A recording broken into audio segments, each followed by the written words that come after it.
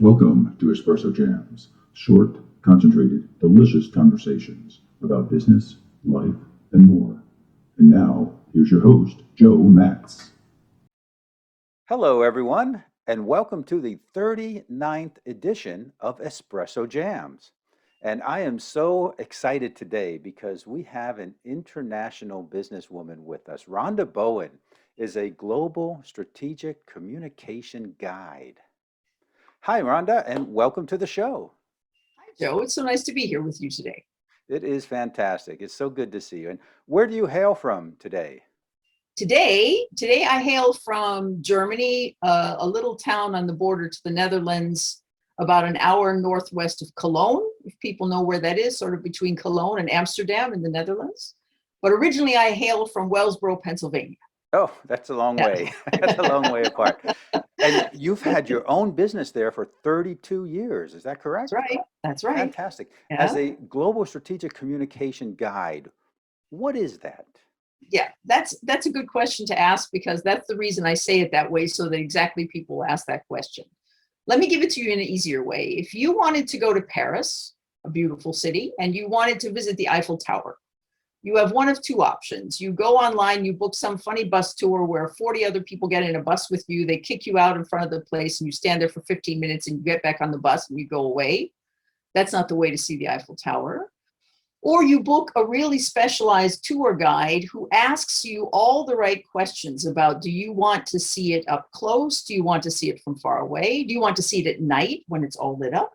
Do you want to see it in the winter? Because then you can climb all the way up to the third rung and you can go ice skating Oh, on the wow. Eiffel Tower, for example. So when you're going to go to the Eiffel Tower and you don't know much about it beforehand, you need somebody who knows all those little details so you can decide the best way for you to see the Eiffel Tower. I do that with the communication world. I help people who say, I can't get my message across. I don't know exactly how this works. People don't understand me. I spend too much time in meetings. So I help them sort through all of those things. And then we find the best way for them to see the Eiffel Tower, meaning the best way for them to get their message across and also understand the messages that are coming from other people. Wow. Okay. And you do that with different cultures, but also inside of organizations and different departments. That's right. I've had the opportunity to work with people from more than 70 countries around the world, which is absolutely fantastic in many of those countries as well. But the thing I really love is seeing how many cultures there are inside one company. Let me give you an example. I work for an American IT company, but here in Europe, and they're a software implementation service. So they have 5 different departments: pre-sales, sales, customer service, maintenance, support, all these different groups of people. They all talk to the same customer, Hmm. but they all do different things for the same customer. And if they don't hand over from one department to the other, well, the customer calls, asks a question, and talks to 3 different people and gets 10 different answers. And they're confused. Not ideal. Not at all. And so I help these 5 departments. We all sit at one big table and we figure out the best way to make sure that everything is running consistently, not only internally among those groups, but also that the face to the customer also moves from phase to phase, and that they don't call somebody from the first phase when they're really in phase 4, and nobody in phase 1 understands what's happening in phase 4, so they're getting the wrong information. So we try to find strategies and ways, and we even sign contracts or agreements within the group that says, okay, this is the way we're now going to do things, and make sure that there's a better customer journey. Sounds like if I were to use the word processes and procedures, it sounds Yes, a lot like that to me. yes, and it is. But it's all about the communication part. The So I'm communication not part of that. talking about how they set up the software or which consultant talks to people. I'm talking about how the information actually gets sent among various people within the company, but also to the outside, and how the feedback works so that everybody's on the same page. And I think that there's a special perspective if you've lived overseas because we have to learn how to communicate in a different language in a different culture. That's right. But that's also true internally also. I mean, I've heard Mhm. sales people say, I don't speak techno speak. And I've heard technicians say, I don't speak marketing. And I think Exactly. I think that's very common, although we may not hear it as often. And it's interesting when you talk to people from many different companies or from different countries, I find that two engineers who live on opposite sides of the world often understand each other better than the sales guy and the engineer who are in the same company, maybe even grew up in the same town and speak the same language, but they don't think at all the same way. And therefore, there's a lot more confusion between sales and engineering than there is between two engineers, one of whom is in the States and one of whom is in China. Wow. So Yeah.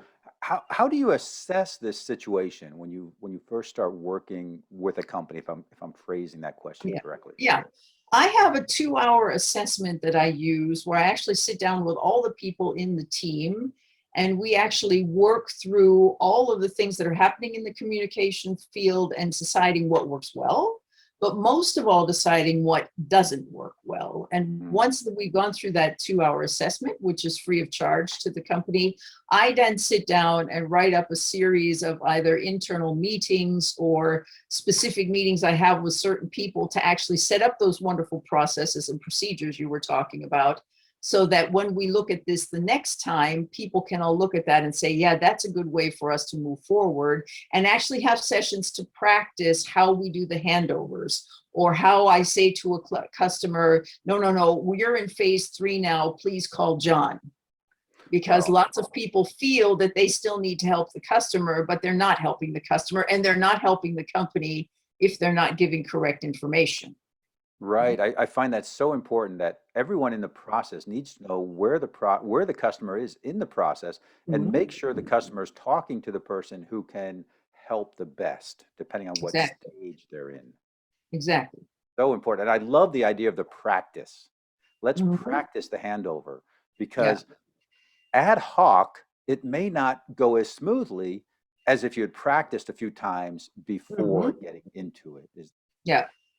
yeah. And the other thing that's really important is that a lot of people in the world are very much into theory. I could give you millions of pages online where you could read about all these things, but I'm the hands-on. I'm the learning by doing. I'm the let's get into the weeds and actually figure out what's happening, because it's like in American football. You know, if the quarterback throws the ball and there's nobody there to catch it, well, guess what? The message gets lost. Yes. You know, Yes. and And it's sort of those same kinds of things where I'm throwing something out there, but my colleague doesn't know, or nobody's filling in the CRM, or, you know, all those kinds of things where so much can get lost.